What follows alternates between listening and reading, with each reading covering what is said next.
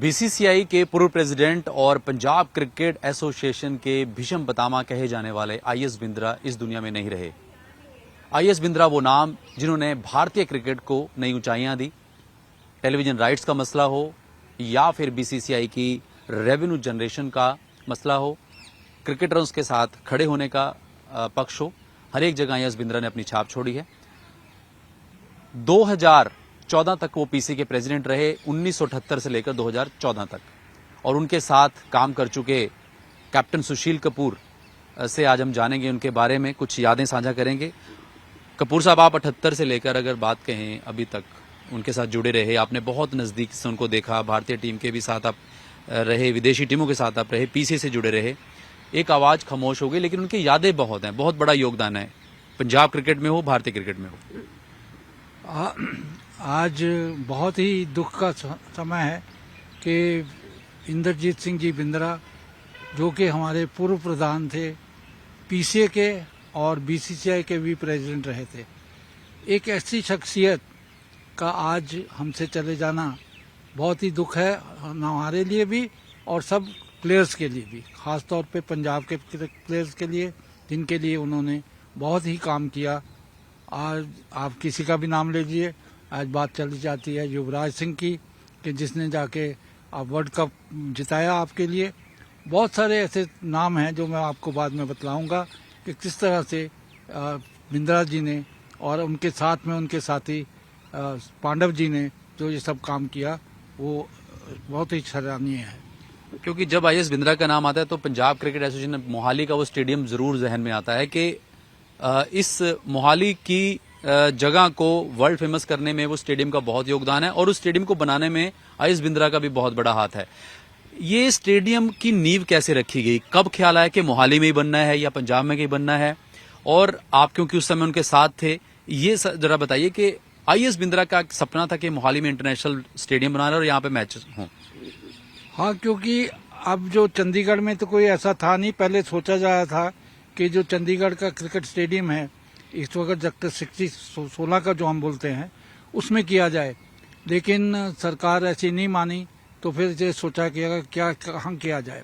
पहले जलंधर कैंट के अंदर में पीसीए का होता था, लेकिन हमने फिर ये सोचा कि कहाँ सेंट्रल कहाँ जाए, तो मोहाली का नाम सामने आया। उसके लिए बिंद्रा साहब ने ये सारा काम किया, और साथ में उनके साथी थे पांडव जी, उन्होंने सब मिलके फिर ये अपना सपना साकार किया। कपूर साहब, लेकिन जब मुझे याद है जितना, क्योंकि मैं भी उनसे मिलता रहा हूँ, ये जब स्टेडियम लिया गया, जमीन लीज पे ली गई, काफी मुश्किलें भी उन्होंने झेली, क्योंकि ब्यूरोक्रेट्स थे, पता था, काफी कहते उस समय मुश्किलें झेलने के बाद ये स्टेडियम बना, और तकलीफें जो होते ना तकनीकी, वो भी झेलनी पड़ी। हाँ, ये अब तक चलती रही, बहुत साल तक ये सब चलता रहा, लेकिन उन्होंने इसको दरबकार किया और उसके साथ में काम करते रहे। कैसी कोई शेयर करेंगे कि क्या उस समय उनको, मतलब प्रॉब्लम्स किस तरह से उन्होंने उस हर्डल को क्रॉस किया? ये तो ब्यूरोक्रेटिक हर्डल्स थी जिसके ऊपर उन्होंने कर लिया। अब हम लोग उसके बारे में तो नहीं, इंटरनल क्या कहा जा सकता है, लेकिन सब बहुत मुश्किल था, लेकिन उन्होंने कहा कोई परवाह नहीं, लेकिन मुझे तो ये चीज़ करनी है। ये इसको जिसे हम ताजमहल कहते हैं, क्रिकेटिंग ताजमहल ऑफ पंजाब उस वक्त कहा जाता था। लेकिन कोई उनकी उस समय ये था कि जब उन्होंने कहा कि मोहाली में बनाएंगे, तो कुछ लोग कहते ये क्या हो पाएगा, ये कहाँ बनेगा स्टेडियम? हाँ, ये सोचते थे कि मोहाली का क्या नाम है, लेकिन ये हमने जब देखा चंडीगढ़ में नहीं हो सकता, तो फिर अब कहाँ करेंगे। तो अमृतसर में थे और जगह थी, पर वो बहुत दूर पड़ता था, तो सेंट्रल प्लेस जो थी वो इसलिए मोहाली को चुना गया। और वो जहन याद है कि जब यहाँ 96 में पहला मैच हुआ मोहाली में, और उस समय दूरदर्शन पे लाइव आया करता था, एक ही जरिया था दूरदर्शन, तब बिंद्रा जी ने सोचा कि क्यों नहीं ये हमारा एक राइट्स बने कि बीसीसीआई को भी राइट्स मिले, वहां से भी एक फाइट उन्होंने शुरू की। हाँ बिल्कुल, वो दालमिया जी के साथ मिलके, वो जो बंगाल के वहाँ थे, उनके साथ मिलके उन्होंने सोचा कि ये किया जाए कि दूरदर्शन से जब हम पैसे देते हैं और हमें तो कुछ मिलता नहीं है, तो हम जो राइट्स का ये मुद्दा करेंगे। तो उन्होंने ये शुरुआत की, दोनों जनों ने मिलके, और आज जो आपके सामने करोड़ों रुपए की राशि आपके सामने आती है, वो उनकी बदौलत ही सब कुछ हुई है। अच्छा, एक और किस्सा आप बताते हैं कि जब मैच था इंडिया पाकिस्तान का वनडे मैच, तो उससे पहले बारिश होती रही, बिंद्रा जी खुद छाता लेकर स्टेडियम का निरीक्षण करते रहे, काम करवाते रहे और खुद अपनी निगरानी में कहा कि नहीं इसको सूखना चाहिए ताकि मैच हो। बिल्कुल, ये मैच था पाकिस्तान और इंडिया का वनडे का मैच था और मैं उस टाइम पाकिस्तान की टीम के साथ में लाइजन ऑफिसर का काम कर रहा था और उनके मैनेजर को लेके मैं सुखना लीक पे गया कि चलो आपको दिखा के लाते हैं और 12:30 बजे फोन आया कि ये तो मैच शुरू हो जाएगा 2 बजे और वहाँ के हमारे जो मैनेजर थे वो कहने लगे ये कैसे हो सकता है। वो रात भर बिंद्रा जी वहाँ पर अपने छाता लेके खड़े रहे और देखा और वाकई ही एक ऐसा अजूबा हो गया कि 2 बजे बिल्कुल मैच शुरू हो गया। एक और थी चीज कि जब इंतखाब आलम पाकिस्तान के जो फॉर्मर क्रिकेटर थे उनको पीसीए का कोच लगाया गया, ये उस समय भी बहुत बड़ी बात थी और ये उन्हीं का था कि अगर अच्छा कोच है चाहे पाकिस्तान का क्यों ना हो यहाँ लगाया जाए।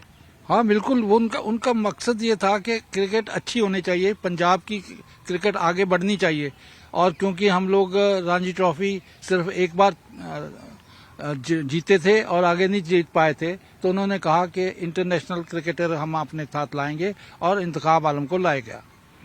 क्रिकेटरों की बात करें तो जैसे भज्जी के ऊपर जब एलिगेशन लगाए थे ऑस्ट्रेलियन क्रिकेटर, मंकी गेट विवाद हुआ या कुछ और बातें हुई, वो अपने क्रिकेटर के साथ हमेशा खड़े रहे। कुछ ऐसा इंसिडेंट आपको याद हो शेयर जो आप करना चाहें?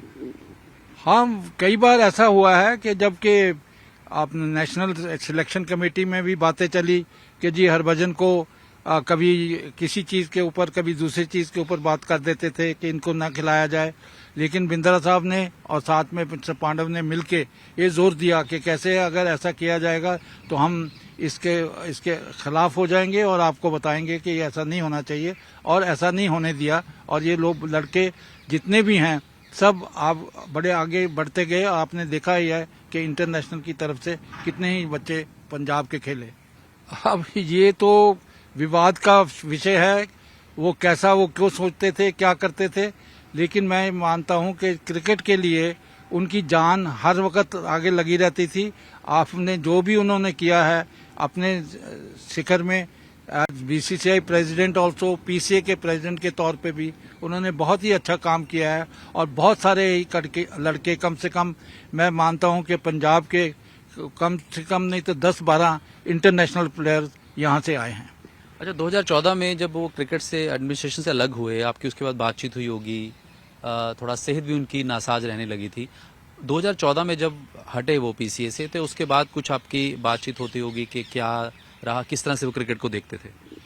क्रिकेट को तो अच्छी तरह उसी तरह देखते थे। उनको थोड़ा मलाल तो जरूर था कि जो चीजें मैंने अच्छी की हैं और वो सोचते रहते थे हमेशा उनके लिए कि जो चल रही हैं अच्छी और आगे बनने चाहिए। और उसके बाद में जब ये दूसरा स्टेडियम मुल्लापुर का बन गया उनको बड़ा अच्छा लगा। अब ये सडनली कि उनकी तबीयत कुछ नासाज रहने लगी तो वो दिल्ली में चले गए, फिर यहाँ आए नहीं, इसलिए ज्यादा हम उनसे मिल नहीं सके। बहुत बहुत शुक्रिया, धन्यवाद। तो ये थे सुशील कपूर, अपनी यादें साझा की। वीडियो जर्नलिस्ट स्वास्थ्य के साथ उमेश शर्मा, News 18 चंडीगढ़।